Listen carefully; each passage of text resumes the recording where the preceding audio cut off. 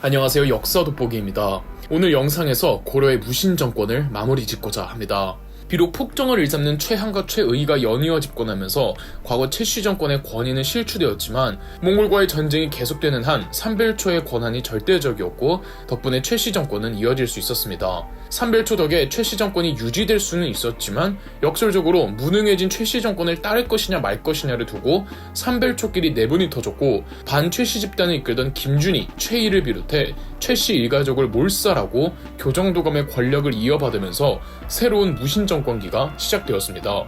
김준 자체도 무신 집권자였기 때문에 최씨 정권은 끝이 나도 무신 정권은 끝이 난 게 아니었지만 이제 최씨 정권과 교정도감의 권력이 모두가 환멸과 피로를 느끼고 있었고 김준도 이를 비판하며 권력을 승계했기 때문에 이전 최씨 정권의 정치와는 다른 새로운 방향성이 필요했습니다. 더군다나 이맘때쯤이면 문신들도 확실히 무신 정권기 초반에 비해선 그 입지가 상당히 많이 회복된 상황이었죠. 반대로 무신 정권의 위상은 추락하고 있었고요. 최한과 최의의 뻘짓도 뻘짓이거니와 삼별초끼리 싸우니 많은 무신들이 그 과정에서 많이 사라지기도 했고 몽골과의 전쟁이 무신 정권의 권력 명분이었지만 전쟁을 제대로 지휘하지 못하고 있잖아요. 김준이 내세웠던 새로운 고려의 사회는 무신과 문신이 함께 국가를 지탱하는 조정이었으며 몽골과의 전쟁을 끝내고 왕정 복고를 초기에는 위시했습니다. 그로 인해 김준이 이제 막 쿠데타에 성공한 이후에는 김준의 교정도감과 더불어 류경이 이끄는 문신 쪽 정치 권력도 컸습니다.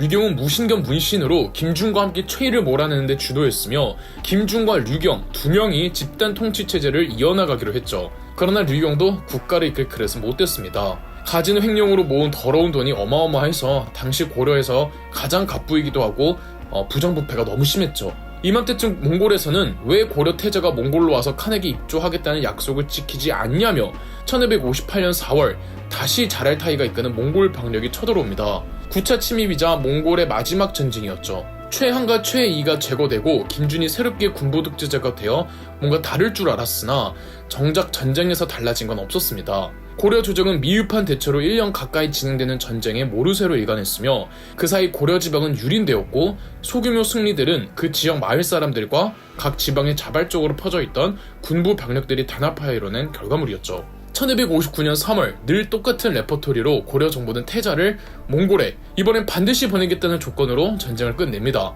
김준과 류경이 공동 통치 체제를 이어가는 가운데 몽골과의 전쟁이 또 터졌고 분명 몽골과의 전쟁을 끝내겠다고 해놓고서는 손 놓고 있으니 고려 조정 내부적으로도 불만이 많았습니다. 이 불만을 잠재우고자 김준은 류경을 탄핵시키고 권력을 독점합니다. 김준은 분명 왕정 복고, 무신과 문신의 조화, 몽골과의 전쟁 종전 등을 내세웠지만 9차 전쟁 때 보여주었듯 전쟁 종전에 대해 민기적거리다가 근 1년이나 지나서야 대충 화친으로 마무리 지었고 화친의 조건이었던 고려 태자의 몽골 방문 일정도 노골적으로 방해하였습니다. 김준도 몽골과의 전쟁이 무신 정권 권력의 기반이었기 때문에 놓칠 수가 없던 걸 알았던 겁니다.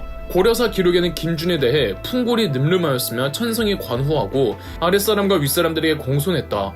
궁술에 능했으며 남에게 베풀어주기를 좋아해서 여러 사람들의 인심을 얻었고 날마다 호협스러운 청년 자제들과 교유하고 모여 술을 마셨으므로 제 집에는 재산이라고는 없었다. 라고 하지만 실상은 그렇지 않았습니다. 김준의 최측근과 친인척들의 부정적인 재산 축제가 눈뜨고 보기 힘들 정도였고 민생은 도탄에 빠지는 중인데 강화도에서 계속 성대한 연회를 개최했습니다. 2011년에 태안 앞바다에서 고려시대의 난파성과 그곳에 실려있던 진상품과 그 목록이 적힌 목간이 발견되었는데 목간에 적힌 그 막대한 양이 전부 김준 개인 재산에 진상되던 품목들이었던 겁니다.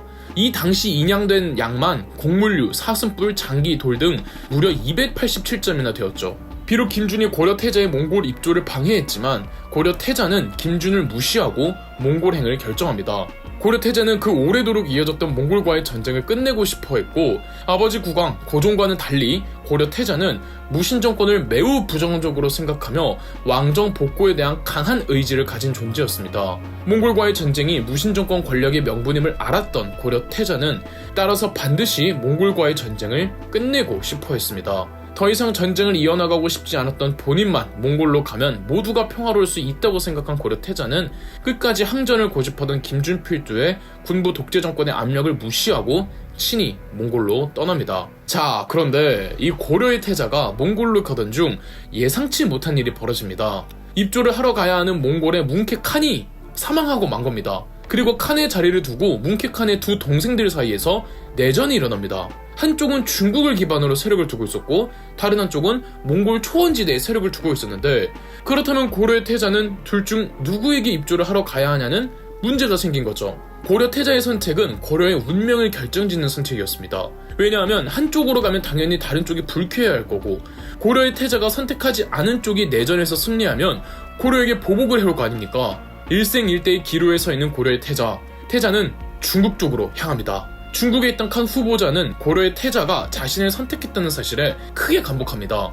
옛날 당나라도 멸망시키지 못한 고구려의 후예들이 자신을 직접 찾아왔다는 사실에 너무 기뻐해 고려 태자와 자기 딸을 결혼시켰으며, 만약 자신이 내전의 승리에 칸이 되면 다시는 고려를 침략하지 않을 것이고 고려 고유의 전통과 풍습을 최대한 지켜주겠다는 약속까지 하게 됩니다. 이렇게 두 사람이 서로를 너무 반기는 와중에 고려 내부에선 고려 국왕 고종이 사망합니다. 군부독재의 지도자 김준은 자신과 반목하던 고려 태자가 지금 고려에 없으니 다른 왕족을 왕으로 추대하려다가 고려 태자를 사위로 맞은 이 칸 후보자의 압력으로 실패합니다. 고려 태자는 고려를 귀국해 국왕으로 즉위하니 24대 왕 원종이죠.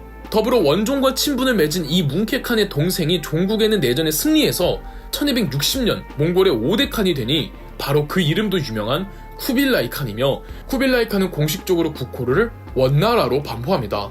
원나라의 황제가 된 쿠빌라이 칸은 예전 고려 원종에게 약속한 대로 다시는 고려로 침공하지 않았으며 원나라 황실 사람을 고려 국왕과 혼인시키는 관리를 정합니다.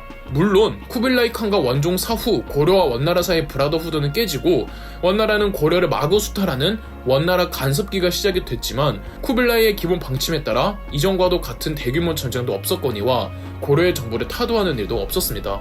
한편 무신 정권을 계속 이어가려던 김준과 무신 정권을 종식시키려 했던 원종의 팽팽한 신경전이 오가는 가운데 김준과 그 측근들의 부정부패와 횡포는 매우 극심했죠. 이렇게 헤쳐먹는 사람들이 많으면 결국은 자기들끼리 싸우기 마련입니다. 김준은 자신의 양아들 이면과 토지재산 문제로 싸움이 붙었고 1268년 원종은 김준과 김준의 양아들 이면이 멀어진 틈을 이용해 이면과 함께 김준을 살해합니다. 이로써 이면이 교정도금의 주인이 되었는데, 이면 또한 삼별초 소속이었던 적이 있었으나 이면은 우연히 김준을 만나 김준을 양아버지로 모셨던 사람으로 고려의 정식적인 장교가 아니었으며 자기 세력을 모은 뒤 김준을 제거한 경우가 아닌 사적인 원한으로 김준을 제거했기 때문에 군부 내에서도 이면의 지지층은 매우 얕았습니다. 이제 무신 정권이 만만하게 여겨졌던 원종은 개경 환도를 추진하려 했지만, 비록 김준을 제거할 땐 같은 배였더라도 이면은 개경 환도를 거부하며 원종과 대립각을 세웁니다.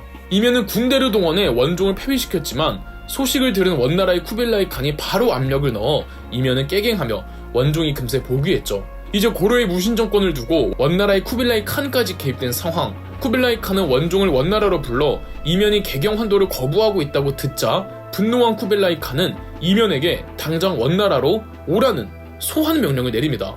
가면 분명 죽을 텐데 이면이 쫄아있는 사이 평소 앓고 있던 지병이 도져 1270년 이면이 사망하고 만 겁니다.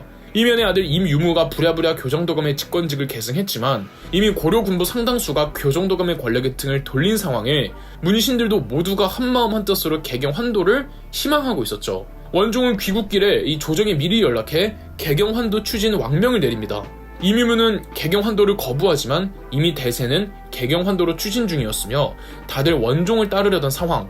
임유무는 강화도 전역에 삼별초 부대를 배치시키지만 원종의 밀명을 받는 문신들이 임유무를 살해하고, 귀국 후 원종은 1270년 삼별초 해산 명령 후 개경 환도를 단행하며 1170년 무신정변으로 시작한 무신정권은 100여 년 만에 공식 종료되었습니다. 이로써 원종에 의해 왕정 복고가 성공적으로 이루어지며 고려는 새로운 역사의 전환점을 맞이하죠. 그간 무신정권 시리즈를 시청해주셔서 대단히 감사드립니다. 그럼 역사 돋보기였습니다.